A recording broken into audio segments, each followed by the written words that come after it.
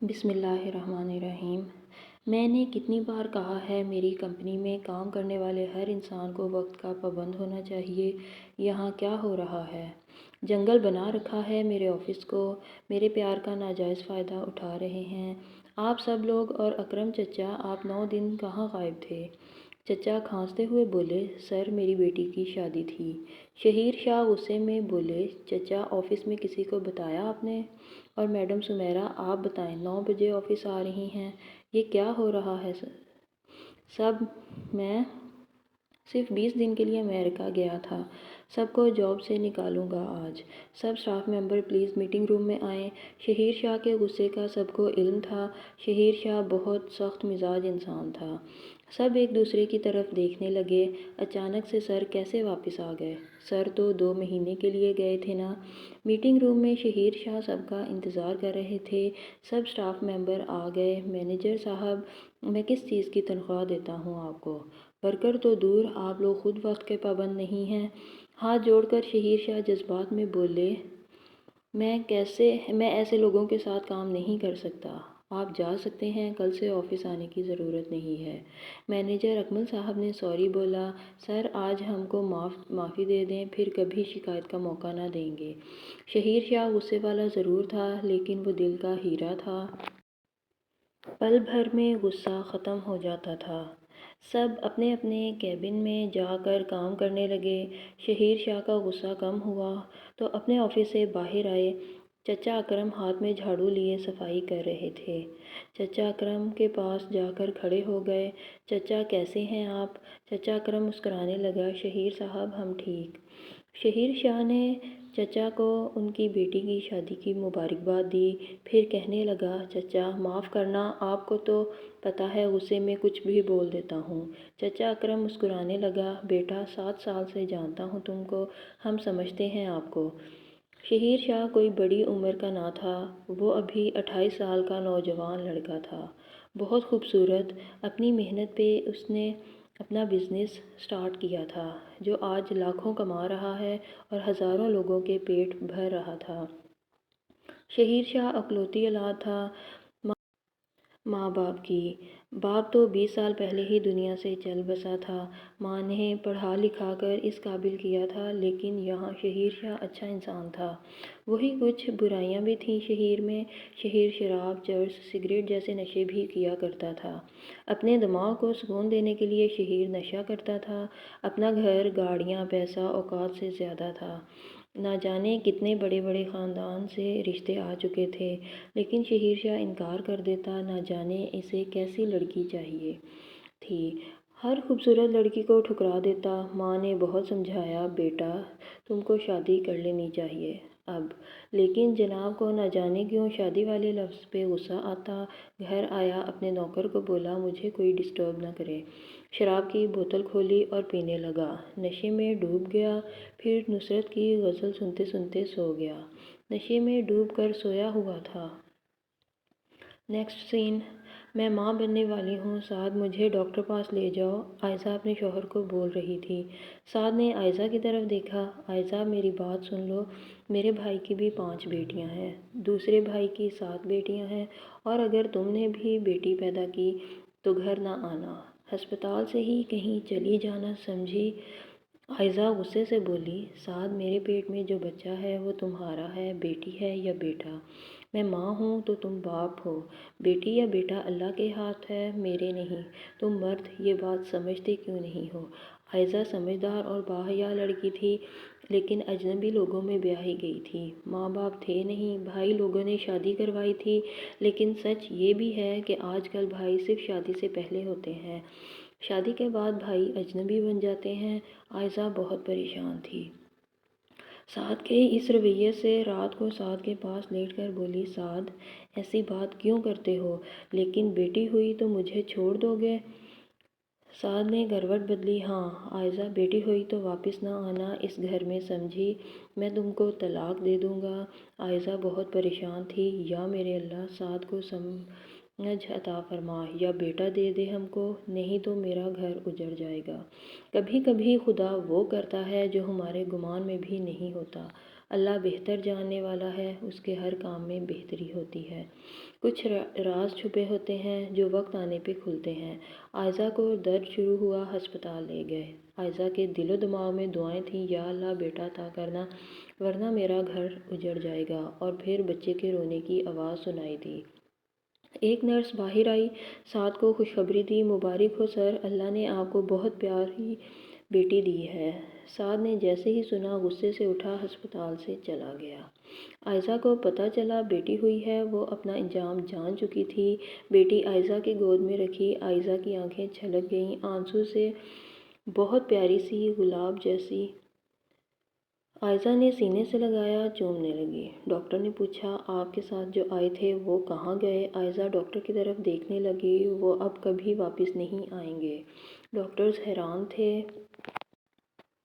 ایسا کیوں؟ لیکن ہسپتال کا بل کون دے گا؟ عائزہ نے اپنے بیگ کی طرف اشارہ کیا۔ ایک نرس سٹاف نے بیگ عائزہ کو دیا۔ عائزہ نے 50,000 نکالے، جتنا بل ہے آپ لے لیں۔ 30,000 بل بنا تھا۔ پھر عائزہ کو دوسرے کمرے میں شفٹ کر دیا۔ سعد نے فون کیا اور طلاق دے دی۔ عائزہ میرے لیے تم اب مر چکی ہو، اجنبی ہو، اب کبھی میرا نام بھی نہ لینا، اپنی بیٹی کو لے کر دفع ہو جاؤ۔ عائزہ کہاں جاتی، کہاں رہتی؟ بھیگی پلکوں سے مرد کی غیرت کو دیکھ رہی تھی۔ مرد کیوں اتنے بے حس ہوتے ہیں؟ جب چاہیں عورت کو چھوڑ دیں، پھر جب چاہیں کسی دوسری عورت کو اپنا لیں۔ برسوں کی محبت کو پیروں تلے روننے میں دیر نہیں کرتے۔ عورت جسم پہ الگ سے مرد کو برداشت کرے اور روح پہ الگ سے۔ عورت نکرانی بھی بنے اور کھلونا بھی۔ عورت زبان بھی نہ کھولے اور سب کچھ سمجھے بھی۔ واہ سعد جیسے مرد، تیری اس بے حسی پہ لعنت۔ عائزہ خیالوں میں گم تھی۔ اپنی دوست کو فون کیا، اس کو بتایا سعد نے مجھے طلاق دے دی ہے۔ دوست حیران تھی، طلاق لیکن کیوں؟ عائزہ رونے لگی، کیونکہ ایک بیٹی نے بیٹی کو جنم دیا ہے نا، اس لیے۔ دوست کے گھر گئی، کچھ دن وہاں رہی، پھر سوچا بھائی لوگوں کے پاس لاہور چلی جاتی ہوں، ان کو بتاؤں گی سب، شاید کہ کوئی اب جینے کا رستہ نکل آئے۔ عائزہ پڑھی لکھی تھی، نماز بہت ادا کی۔ اپنی دوست کو کہنے لگی میں لاہور جانا چاہتی ہوں، اپنے بھائی کے پاس، وہاں جا کر کوئی جاب کر لوں گی۔ سعد نے طلاق دینے کے بعد خبر نہ لی عائزہ کہاں ہے، کہاں بھٹک رہی ہے۔ بھوکی پیاسی مر تو نہیں گئی؟ آخر سعد مرد تھا، مڑ کر کیسے دیکھتا؟ رونا عورت کو ہوتا ہے، تڑپنا عورت کو پڑتا ہے، درد عورت سہتی ہے، تھپڑ عورت کو مارا جاتا ہے، گالی بھی عورت سنتی ہے، اور طلاق دے کر رسوا بھی عورت ہوتی ہے۔ ہمدردی مرد سے کرتے ہیں لوگ، پھر طوائف بھی عورت کہلاتی ہے۔ عائزہ کراچی سے لاہور کے لیے روانہ ہوئی۔ بیٹی ابھی صرف 2 ماہ کی تھی۔ ٹرین کی ٹکٹ لی، ٹرین میں جا بیٹھی۔ شہیر شاہ کراچی گیا تھا میٹنگ کے لیے، لیکن اب واپسی کے لیے ایئرپورٹ سے کوئی فلائٹ کی ٹکٹ نہ مل رہی تھی۔ شاید کوئی حادثہ پیش آنے کی وجہ سے۔ شہیر کی 2 دن بعد لاہور بھی میٹنگ تھی۔ شہیر نے سوچا ٹرین میں ہی چلا جاتا ہوں۔ ٹکٹ لی، ٹرین میں بیٹھ گیا۔ بالکل عائزہ کے سامنے والی سیٹ پہ بیٹھ گیا۔ عائزہ بیٹی کو گود میں اٹھائے بیٹھی ہوئی تھی۔ ٹرین چل پڑی، رات کا وقت تھا۔ شہیر شاہ دیکھ رہا تھا سب لوگ سو رہے ہیں، لیکن عائزہ کہیں سوچ میں گم تھی۔ رات کا 1 بج گیا۔ عائزہ آنسو چھپاتے ہوئے رو رہی تھی۔ شہیر بھی نگاہیں چرا کر دیکھ رہا تھا۔ اتنی خوبصورت لڑکی، اتنی پیاری بیٹی اس کی، یہ رو کیوں رہی ہے؟ بہت بار کوشش کی پوچھنے کی، لیکن خاموش رہا۔ رات بھر ٹرین چلتی رہی، پھر ایک اسٹیشن پہ آ کر رکی۔ شہیر شاہ ٹرین سے اترا، کچھ کھانے کے لیے لیا، پھر واپس آ کر بیٹھ گیا۔ لیکن عائزہ وہیں بیٹھی رہی۔ بیٹی رو رہی تھی، شاید بیٹی کو بھوک لگی تھی۔ بچی کو روتے 15 منٹ گزر گئے۔ عائزہ چپ کروانے کی کوشش کر رہی تھی، لیکن بچی روئے جا رہی تھی۔ ہمت کر کے شہیر نے عائزہ کو کہا مجھے دیں، میں چپ کرواتا ہوں۔ پہلے عائزہ نے منع کر دیا، پھر شہیر کو بیٹی تھما دی۔ جیسے ہی شہیر کے ہاتھوں میں آئی، بچی چپ کر گئی۔ شہیر مسکرانے لگا، میری بیٹی کو بھوک لگی ہے کیا؟ آپ کی ماما کو بھوک لگی ہے کیا؟ شہیر جو کھانا اپنے لیے لے کر آیا تھا، عائزہ کو دیا، کھا لیں۔ عائزہ نے کافی انکار کیا، آخر بھوک لگی تھی، کھانا کھانے لگی۔ ٹرین کو چلنے میں ابھی وقت تھا۔ شہیر بچی کو لے کر ٹرین سے نیچے اترا۔ آئزہ کھڑکی سے دیکھ رہی تھی۔ شہیر نے کچھ کھانے کا مزید سامان لیا، لیکن آئزہ گھبرا گئی تھی، کہیں یہ اجنبی میری بیٹی کو لے کر نہ بھاگ جائے۔ خیر شہیر واپس آیا۔ بچی شہیر کے کندھے سے لگ کر سو گئی تھی۔ آئزہ نے کہا، مجھے دے دیں بچی۔ شہیر مسکرانے لگا، آپ کچھ دیر سو جائیں، ساری رات نہیں سوئیں آپ۔ آئزہ تھک چکی تھی، سو گئی۔ ٹرین چل پڑی تھی۔ بچی بہت سکون سے سوئی ہوئی تھی شہیر کی گود میں۔ شہیر فون پہ بات کر رہا تھا۔ آئزہ کو جیسے سردی لگ رہی تھی۔ شہیر نے اپنی جیکٹ اتار کر آئزہ پہ دی، لیکن آئزہ کو بہت تیز بخار تھا۔ آئزہ نیند میں بول رہی تھی، مجھے طلاق کیوں دی سعد؟ شہیر سن رہا تھا، درد سے سر پھٹ رہا ہے، دبا دو۔ نیند میں بول رہی تھی کہ شہیر پاس بیٹھا سر دبانے لگا۔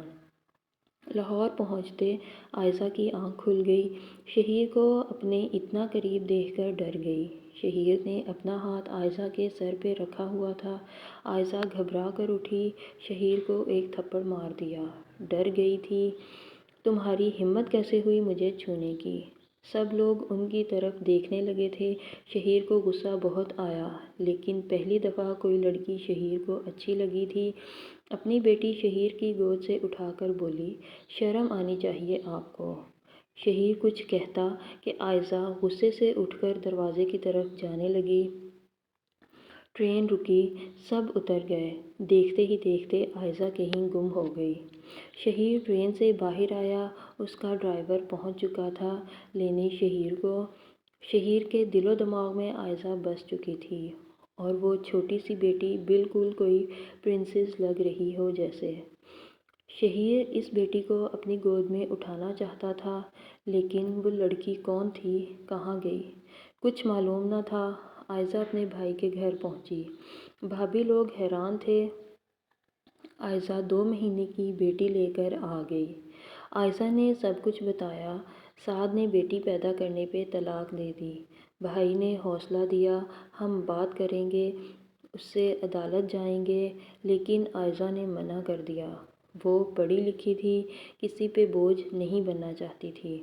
بھائی سے کہنے لگی، بھائی جان، آپ بس اگر مجھے اس گھر میں رہنے کی تھوڑی سی جگہ دے دیں۔ بس بھابھی کی طرف دیکھ کر بولی، میں آپ کے گھر کا سارا کام کیا کروں گی، بھابھی آپ پریشان نہ ہوں۔ بس کچھ دن تک میں کوئی نوکری ڈھونڈ لوں گی۔ کچھ دن گزرے۔ آئزہ نے ایک جگہ دیکھا، ایک کمپنی کو اسسٹنٹ مینیجر کی ضرورت ہے، تنخواہ اچھی ہے، گھر بھی دے گی، کمپنی اچھی تھی۔ پہلے آئزہ نے آن لائن اپلائی کیا۔ کمپنی نے تعلیم دیکھ کر انٹرویو کے لیے بلا لیا۔ صبح 8 بجے انٹرویو تھا۔ آئزہ ریڈی ہوئی، اپنی بیٹی کو بھابھی کے حوالے کیا، رکشہ لیا اور کمپنی آفس پہنچ گئی۔ سامنے کاؤنٹر پہ اپنا نام بتایا، انٹرویو کے لیے بلوایا ہے سر نے مجھے۔ کاؤنٹر پہ کھڑی لڑکی نے کہا، میڈم آپ انتظار کریں، سر بلاتے ہیں تو آپ کو بھیجتی ہوں۔ 1 گھنٹہ گزر گیا تھا۔ آئزہ پھر آخر آواز دی، میڈم آئزہ آ جائیں۔ آئزہ دل دھڑک رہا تھا، زور سے کمرے میں داخل ہوئی۔ سامنے بیٹھے صاحب کچھ لکھ رہے تھے پیپر پہ۔ پھر پڑھتے ہوئے بولے، میڈم آئزہ، عمر 25 سال، طلاق ہو چکی، ایک بیٹی ہے، اکاؤنٹ کیا ہوا۔ جیسے نظر اٹھی سامنے آئزہ۔ آئزہ نے دیکھا، یہ تو وہ ٹرین والا لڑکا جس کو تھپڑ مارا تھا۔ آئزہ ڈر گئی، لیکن شہیر دیکھ کر مسکرانے لگا۔ اسے یقین نہیں ہو رہا تھا، یہ وہی لڑکی جو مجھے سونے نہیں دیتی راتوں کو۔ اپنی کرسی سے اٹھا، بیٹھیں میڈم، جاری ہے۔ کہانی کا اگلا حصہ نیکسٹ ویڈیو میں ملاحظہ فرمائیں۔ شکریہ۔